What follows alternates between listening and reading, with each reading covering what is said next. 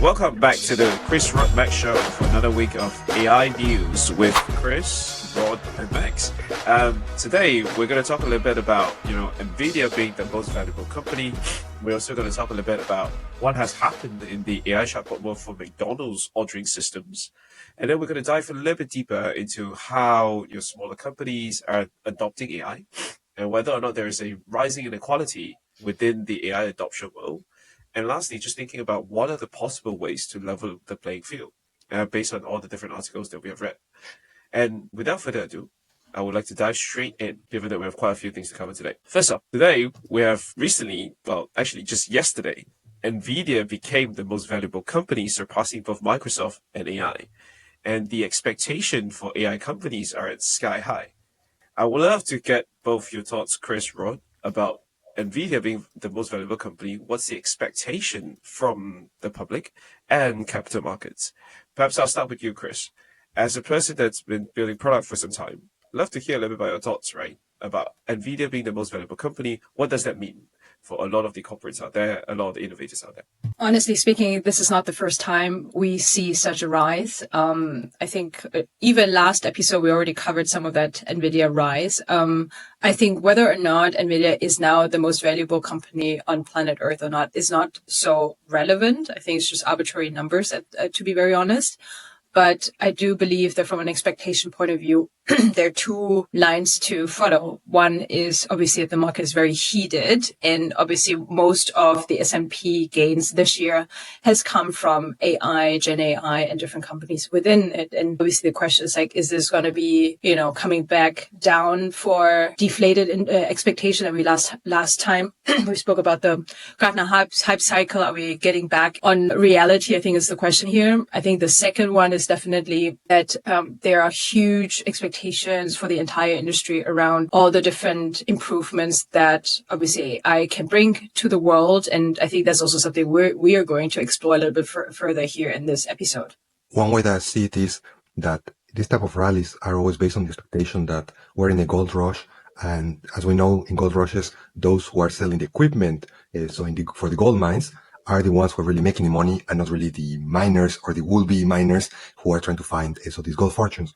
And if we look at historical parallels, if we think about the boom of the dot-com companies back in the early 2000s, late 90s, there was a case of Cisco. At some point, Cisco, which is a manufacturer of equipment for connectivity, you can think of routers, cables, all type of hubs, so your Wi-Fi network and so on is pretty much with Cisco equipment inside.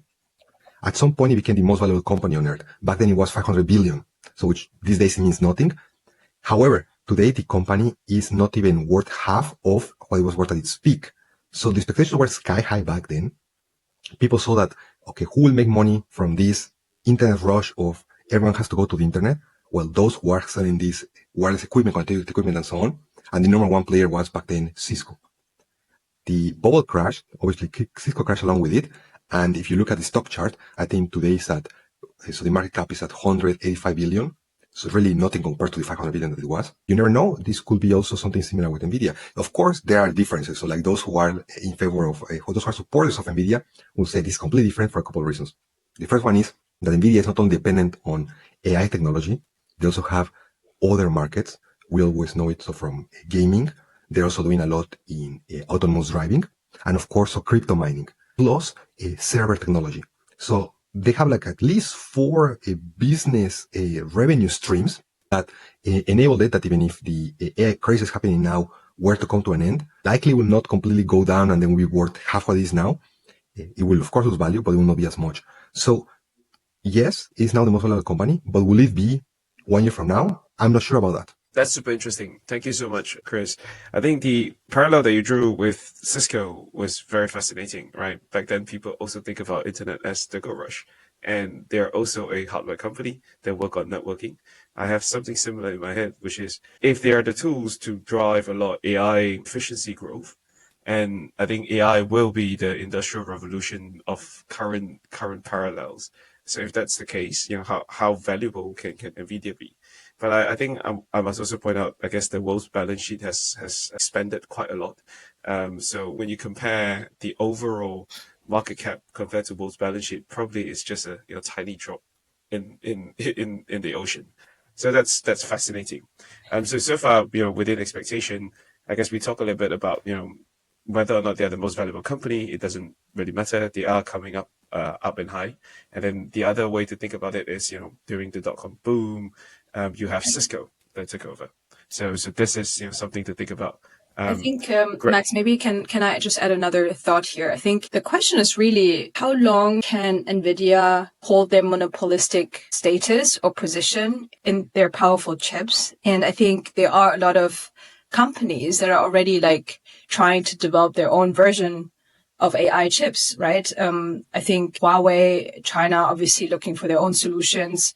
Obviously, I think also even other companies, even Apple, built their chip based off their Intel chip. So I can imagine that a lot of people are actually looking into the space just because it's so lucrative right now. And once you start to introduce competition, then obviously the game may just look very, very differently. And I also think that it's quite interesting to also see who else in the value chain is gaining momentum. And obviously all the chip makers from Taiwan to the Netherlands are obviously up in their stock prices. And also here, I think the question is like, can at one point in time supply meet demand? And if so, then obviously the price will go down. Here, I always think that indeed, so ideally, as the market becomes more interesting, the more and more players bring up their own solutions. But it's also something that has been in my mind for the past 10 years. So where already 10 years ago, we could already see these first GPUs that we're using for machine learning, deep learning, and so on. And back then I thought it's just a matter of time until Intel, which back then they were much, much more larger than Nvidia, will have some solution and then it will be over for Nvidia. It has been the opposite. Intel now is a shadow of what it was compared to, for example, with Nvidia.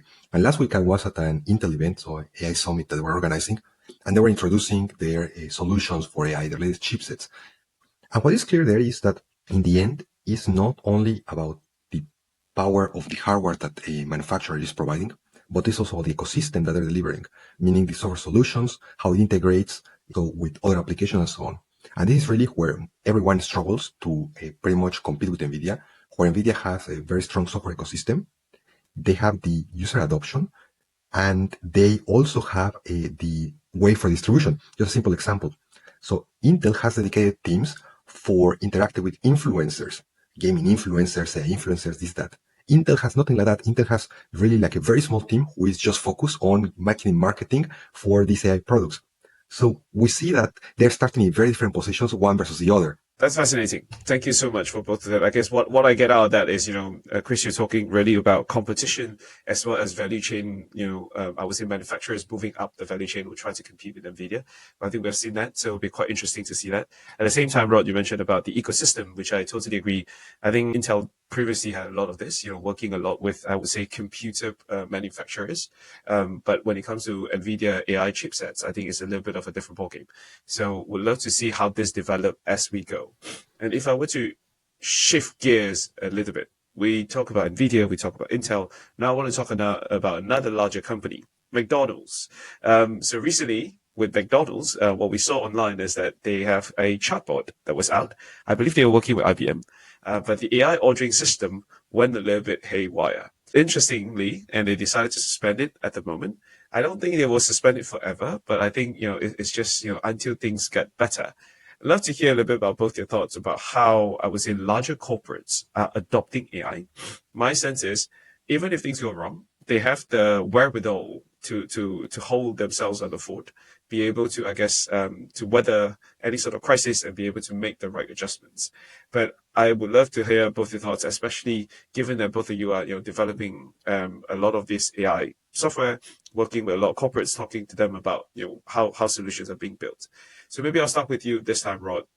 Given that you've been developing a lot of all these different AI solutions, I'd love to hear your thoughts around what went wrong there, and as well as, what could corporates do to avoid it? We have to understand how the systems work in practice. So in this case, the use case is the following. It is drive-through. I go here with my car and I want to order something. And historically, when I press like the microphone button to talk, there is another human on the other side. And I said, I want the Big Mac and I want just like a McFlurry and make it double fries and so on. And then I go after that and collect my order and pay. And the goal here was to replace the human who is on the other side with pretty much an AI who is listening to the order and then converting this into text that appears on the screen for those who are preparing the order. So then pretty much you remove the human who is on the other side typing what you're saying. But this sounds great. And let's say like on paper, you will say, oh, super easy with the technology that we have. We have very good ways to convert audio into words. And then from this, create a small, not only a transcript, but also a summary that is in a structured fashion. Because we have like the conversation, I want 3 burgers. That needs to be converted into the sentence, I want 3 burgers. And from that, it needs to be put into an order that is just Big Macs times 3. In practice, this is really, really hard because we have to think how it works with the drive-thru and who also often orders to that. Let's say like families, people who are busy and so on. You have a lot of noise around, the noise from the street, children, pets, etc. Plus on top, if we think about how the orders happen, it's not like just saying, I want 3 Big Macs, but rather people are very spontaneous and say, oh, actually make it 2. And can you please remove the bacon and add double cheese and so on? So it is something that is very spontaneous. People are not thinking through what they really want. As a result, also the system struggles for all this. Adding this, all the background noise of like the pet barking and then like the children crying and so on. It is very, very difficult for the system to capture that. And then the result is that the orders are wrong. And then of course there is customer frustration. So I will not say it's just that maybe the technology might not be ready. It might be the case, but I just think the use case is very, very hard to get right. Well, Rod, now we know what you normally order when you go through a drive-thru, no? A Big Mac, a McFlurry, and some fries. But honestly speaking, when I heard about this news, I was a bit surprised because I thought, I don't know. I've been using ChatGPT and the voice message function, and it works really, really well. And so I guess they did this partnership with IBM in 21. I was also really surprised that they did it with IBM, to be honest. It's like, okay, well, I guess that partnership was probably in the making already in 2018 or 19, like something really long in terms of like partnership cycle. But I just feel like, don't you guys think that nowadays, if you were to integrate like a ChatGPT version into it, that the performance would be actually quite good or better? Exactly. I was thinking also that as you were saying, the timeline. 2021, back then, there was not yet a GPT-3 in the market. So there was also, everything was much more recent. So I know not as advanced as we have today. And also IBM themselves, they have all these Watson technologies. This is like the AI solutions and powered by multiple technologies in the background. So we do not really know what they were trying to push. If they were trying to push maybe like their own algorithms, their own software and so on. And as a result, this might not be like an indictment on really like the AI space in itself, that they cannot handle drive-through problems, but more about IBM and their ability to innovate and create good solutions. Cool. Thank you very much. I think that's interesting. I think I have an understanding of the use cases, especially about all the different variety of various ways in which how people order. It's quite interesting because language in essence is quite flexible. You could be talking about McFlurry like Flurry. Even McDonald's are being called differently across the world, right? So I find that really fascinating. I think to Chris's point as well, I also personally find it quite interesting that McDonald's went with IBM to develop their chatbot. But at the same time, some of these companies are so entrenched in larger organizations, and over time, they just slowly eat away into other processes. So I guess, will be quite interesting to know what would they do next, given that they now stop what they're working with IBM on chatbot. Will they, I don't know, veer towards the more dominant ChatGPT, or will they, maybe this is a chance for Mr. Musk to swoop in with his XAI and really make a mark. Yeah, but Max, Chris, so here on the topic of choosing IBM, I will not be that surprised because we have to think about, so large companies who are non-tech, they often do not have these capabilities in-house to do this type of deployments. So they will resort to system integrators, to large consultancies. And IBM has a huge consulting business arm. It is equivalent to Accenture or Tata and so on. So pretty much when a large conglomerate says, I need an IT solution, and they need to do a tender, who will be the one rolling it out, implementing it, is very often IBM the one doing it. That is very true. But also, I think this is also, it's maybe something we can explore in another episode, but the rise of AI transformation consultancies. I've been approached by several that have been started, and I think that's really interesting as a space, and also definitely a space where all the consultancies are actually developing. When we talk about the BCG and OpenAI partnership here to really accelerate internal learning, I think there are quite a few of these examples. Cool. Now that we have, talk a little bit about the larger companies. If we were to shift gears a little bit and try to understand, there's an article for what does AI mean for smaller companies. There's a recent article that came out from New York Times that talks a little bit about, is AI actually meeting the needs of smaller businesses?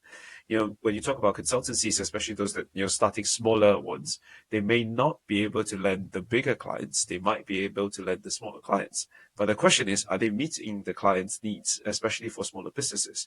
We'd love to hear both your thoughts. I think the point that you brought up about non-tech companies is particularly interesting. Smaller businesses obviously run majority of world's GDP, but also majority of them are non-tech. So I'd love to hear both your thoughts. Maybe I'll start with you, Chris, this time. Given that you've been working with larger corporate, smaller companies, I'd love to hear your thoughts. The differences, are they being left behind? Honestly speaking, when I read such articles where there's this like tag of, okay, all the small companies are being left behind, I always find it a bit of a generalization, to be honest, because I think it really depends, on the industry, on the use cases, etc., all the things that we've spoken about in the past. And I think also here, it also doesn't really matter how big they are or how small they are. I mean, just yesterday I was talking to a friend who works for a big reinsurance company, and he was saying like, okay, well, he only uses ChatGPT in his private, like, let's find out who actually won the last 4 World Cups or something, right? Like, he doesn't really use it in his kind of line of work, and he's doing portfolio management.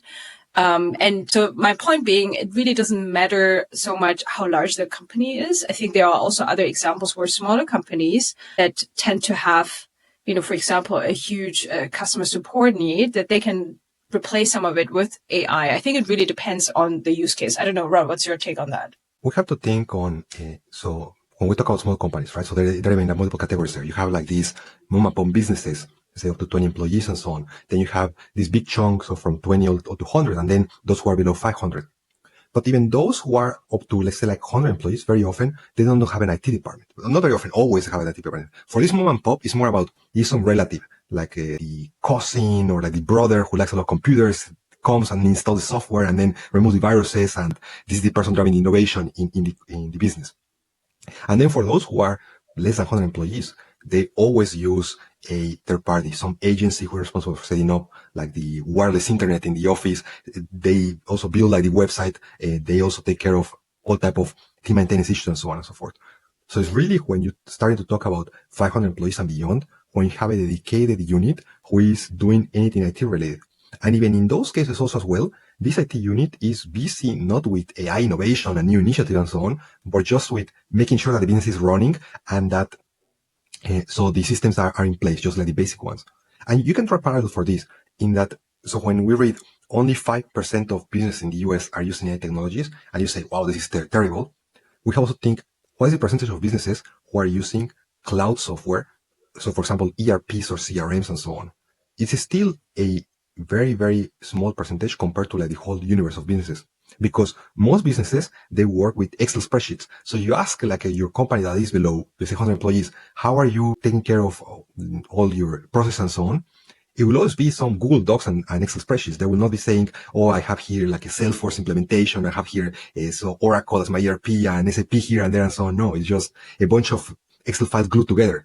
And same thing it applies for AI. Yeah, I totally agree. I think when it comes to adoption of technology, there is a different tier of smaller companies and also different kind of smaller companies. And when it comes to adoption of AI, I think the same lens will have to be placed on that. One would hope with the automation, it will help to spur more of those adoption, but only time will tell how long will that get. And I also believe, Chris, you mentioned about the blanket, I would say clickbait title is interesting, but nonetheless, it's always good to think about what are the alternatives out there. I think it's quite interesting that you mentioned, overall, there will be more, I would say, adoption one way or another. Actually, the article talk about adoption themselves. There will be people that would like to pick it up as much as they can, be it in a large company or a small company. So it's really not about the organization. Sometimes it's even down to the individual. And maybe I can add to that. I think sometimes even a big company is restrictive when it comes to adopting to new innovation and technologies, right? Because you have to go through these purchasing cycles through the tenders, and And most likely you'll end up working with one of the big guys like Microsoft or IBM in this case, right? And sometimes actually the better solution would be the smaller, nimble company that actually offers this quick fix. It's very pragmatic, but large companies can't do it because they have their processes in place. So actually in this case, it's even, let's say, an advantage for smaller companies that do not have these IT departments to adopt to some of these use cases and implement AI. But again, I think we're being very, very generalistic here. And I think it really depends on the industry. It depends on the kind of subsector even. And I think maybe it's something to dive into in another episode. And I want also to add two things there. One is that for large companies, the case that you were describing, Chris, with this person that is in the insurance business and uses AI tools privately, but not in their line of work. One limiting factor very often is just compliance, legal, and so on, that for any type of regulated industries, until they had approval to just run any type of like chatbot, it is a very long process. And then they are not allowed to use, for example, ChatGPT directly, but it needs to be some in-house implementation. So he comes again to like talking about the IBMs and consultants of this world. So first, it needs to come someone who sells the large organization or small one, the idea, hey, let us introduce any type of chatbot solution, that this gets the approval from all departments, that the rollout happens, and then also the adoption takes place. So maybe 1 year from now, when we talk about that, it will not be 5% of businesses who will be using AI solution nationwide in the US, but maybe by now it will be like 20% or 15%. I think a lot is happening in the background that we're not yet seeing, but over the next months, these initiatives will be starting to pop up and we'll be seeing changes in adoption. Absolutely. I'm very excited about that. Speaking of which, I do have a ChatGPT-like solution that works. So I'm looking forward to that. But a lot of people need to take some sort of ethics course, which I think is right, to understand AI before you start using AI on your day job. Cool. Thank you so much for that. I think, with small companies, I think the adoption is all about individuals, about very specific use cases, as well as the industry. We cannot just have like a blanket cover and say that all small companies are being left behind. And speaking of clickbaits, IMF recently warned profound concerns over rising inequality from AI. We talk about big companies, we talk about small companies. Given that, that this, IMF and all the, I would say, multilateral agencies have been talking a little bit about AI. They're probably, watching this quite closely, from governments down to multilateral agencies to corporates to individuals like us. Love to hear both your thoughts around their take around profound concern, especially around massive labor disruption and rising inequality. Maybe I'll start with you, Rod.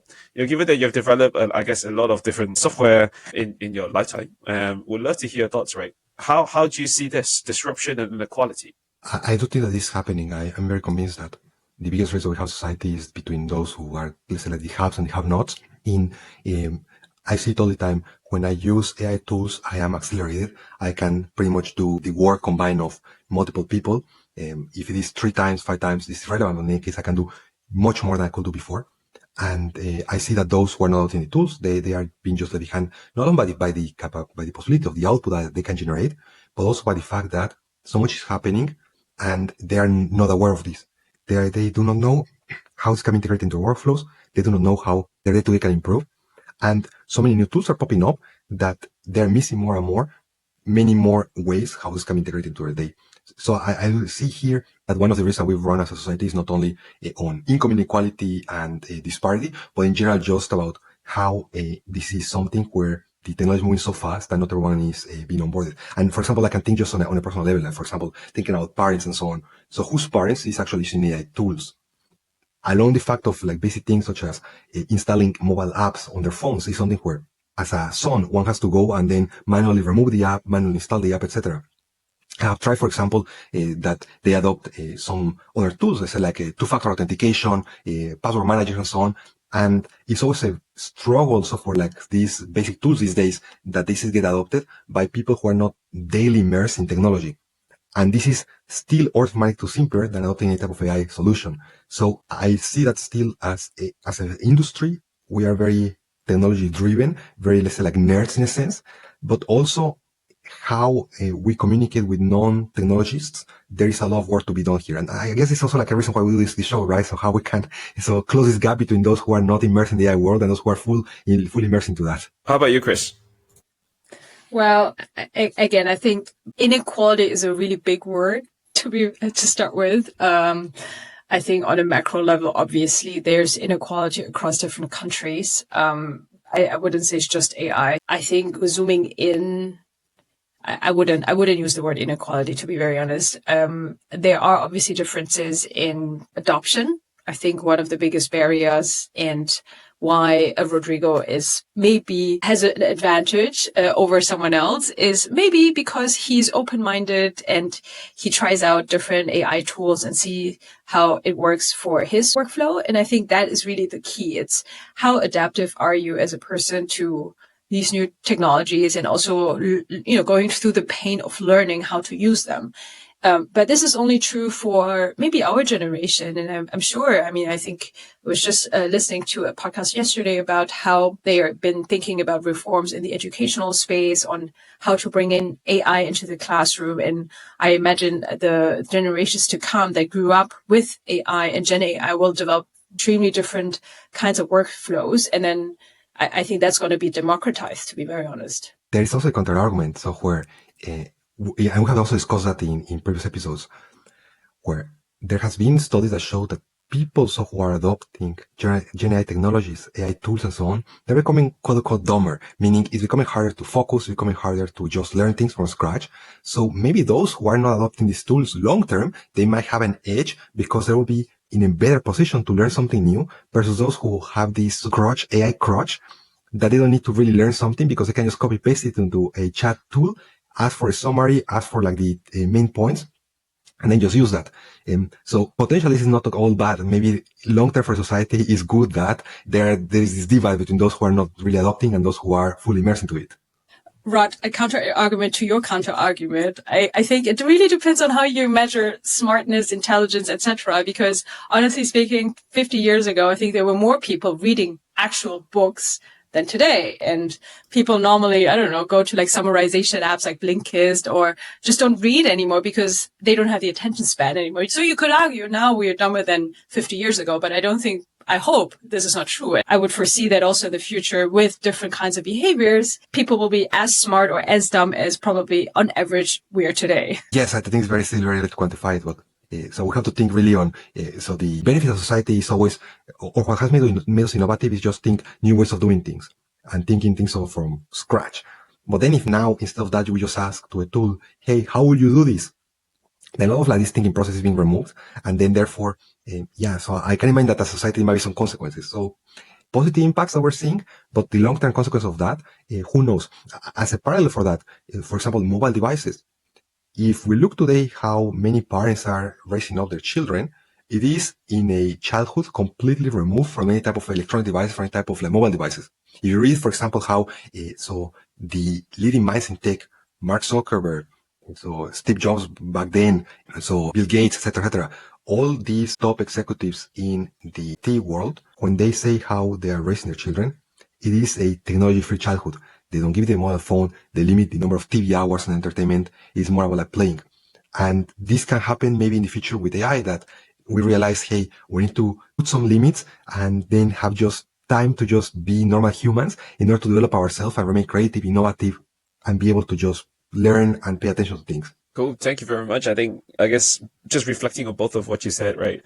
I guess we have to kind of be very clear what is inequality, right? Is the what is causing that inequality? Is it the distribution of the AI tool that we're talking about, or is it because people don't have access, or making their life harder? They don't have access to the right tools to do the right work, therefore they're not competitive. I think there are a lot of questions around this, and I think Chris rightly points out there's inequality may not be the right word for a certain, I would say, situation. So we kind of have to be a little bit more, I would say, double clicking, right? Trying to understand the situation a little bit better.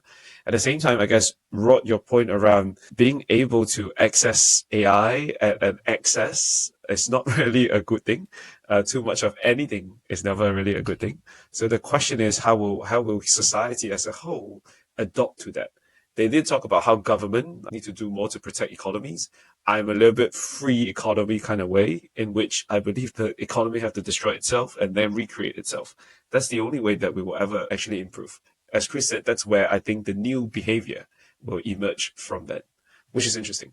So on the topic of government doing more to protect economies, what can we do, I guess, when it comes to dealing with some of these repercussions of AI? One thing that we've seen is around taxes. There was an article asking whether or not AI tax is a little bit too early. Again, it's very general, but if you look across the world today, how governments tend to, I guess, extract value from society in which they govern or their constituency, a lot of it is via taxes. And a lot of that obviously then get put back into social services, which will then be able to support the society as a whole.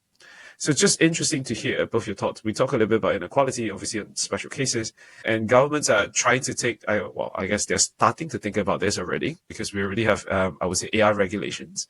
I guess the next thing would be, what will they do around that? What are both your thoughts around, I guess, AI taxes or whatever other mechanism government could pull to level the playing field for AI and the society, for those who have AI and those who do not have AI?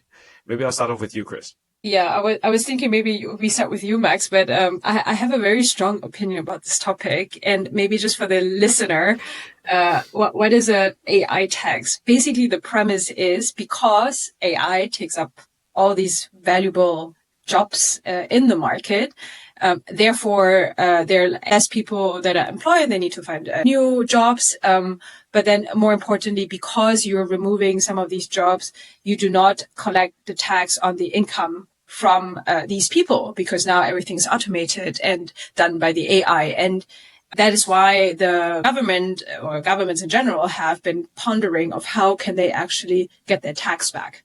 Right. And so that's why they come up with this idea around an AI tax. And the reason I am very vocal, or let's say I am very opinionated on this, is because in Germany, there was this whole debate approximately half a year or maybe now a year ago, where the German government or the Green Party and the left-wing party were debating about introducing such an AI tax. And it really caused this really strong ripple through the startup community in Berlin and also throughout Germany, because I think there are two counter arguments to it. I mean, basically what they wanted was to keep the income tax level of German people that work, which is obviously for Germany quite high. It's about approximately 40 to 50%. But actually the AI tax would be an increase in corporate tax, right? In order to compensate for the loss of, AI disrupted jobs. And the two strong arguments against this at the time was that as Germany, there was this fear of losing the innovational or innovative competitiveness compared to the world. And obviously Germany in general is struggling a little bit with digitization. So the fear was, okay, if we were to restrict our companies to use AI, then we would actually be even farther behind compared to the rest of the world. I think that was argument number one. Argument number two is, and it goes along the same vein, which is, well, if we restrict our citizens with a tax, then all the other countries will go ahead and will be much stronger on an economic level because they use AI freely and can actually do quite a bit of, value increase in the economy. And so I think if I were to zoom out a little bit and coming back to the article and coming back to your question, Max, I actually believe that if not the entire world is doing it, then you will always have these inequalities, as we say, across different regions. And I can imagine already the headlines around the Western world is introducing an AI tax, and now Russia and China and all these countries are getting ahead. And so I don't think this is really helping the cause and the purpose here. It's, as you say, it's like similar to our global causes, other global challenges, be pollution, be climate change. There is always this idea of we have somehow to put some limits, put some restrictions, counteract against like the negative side effects of all this. But then the result is that this can only be done in a global framework where all countries somehow contribute, because otherwise if there are loopholes, if there are safe havens, then innovation will go to those places, the money will go to those places, and then not only you don't have a situation of lack of competitiveness, but also you have a situation of less investment that's happening in these economies. But I still think that it is important that we think, how do we compensate for the job losses that will be happening as AI becomes pervasive throughout branches? Because that will be the case. So we have here in the show, so here Klarna saying we can now do the work of 700 employees and we're now much more productive.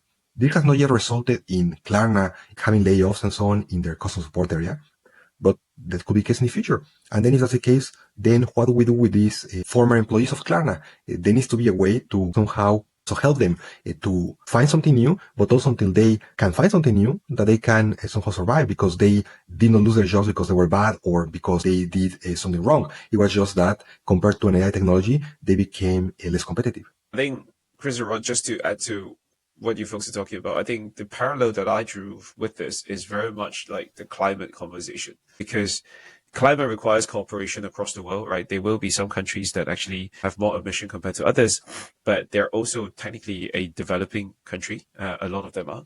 And by somehow capping it out, because we polluted the country, let's say from the West long time ago, for them it seems a little bit unfair. The same could say about AI, right? They will come up with different sort of arguments. But my point is, it will require almost like a unanimous cooperation across the globe. Not just one country can do it. But Max and Chris, so something I was just thinking now was that maybe something that will make it happen is that this time is affecting those who are in a more comfortable position, those who are so quote unquote like the elite. Or if we think about the impact of any new technology, be the internet, be mobile, whatever it is almost always that those who are impacted are those who are low income earners. So the so-called blue collars and so on. They're the ones who have to like deal with the impact of these massive revolutions. And those who are white collars, high earners, they tend to increase their incomes through that. They become more efficient, become more productive. But as we're having situations where it is rather marketing jobs who are automated, blue collar positions, creative roles, and soon also roles in finance and so on, will start to see competition from AI solutions, then likely the finance director, the marketing VP and so on will start saying, hey, actually, I need to be protected somehow because also my job is at risk. Yep, totally agree. If they flip the switch, I think that would be interesting. And this comes back to the initial conversation that we talked about inequality, right? Inequality to what? And if AI were to come and make financial and marketing jobs a lot easier to be done, there is a possibility that, the high income job will no longer be high income, because it kind of just leveled the playing field. There will be then, growth in other areas. I don't know, maintaining an AI sounds like one that comes to mind. So I think overall, the argument still stands. It requires cooperation across. It requires a little bit of a deep thinking around how it will actually affect society. We do have to compensate for some of the changes, but how do we do that? That's something I do not have the answer to. And I guess with that, I just want to quickly, summarize what are the different things that we talk about today. We start off with discussing Nvidia's market cap as well as expectation in the market. Then we obviously dive a little bit deeper into, McDonald's and your McFlurry's chatbot. And we also know what Rod orders in McDonald's. Secondly, we also cover a little bit about how small businesses adopting AI. I think it's not all about small businesses or not. It's really about use cases, industries, as well as individuals. And lastly, we talk a little bit about inequalities, as well as the ways in which some government are thinking about how to compensate those inequalities. With that, thank you so much for listening in. We really enjoy doing this every single week. And if you love what you're hearing here, please share with your friends, like and subscribe. And with that, thank you so much. And we'll see you next week.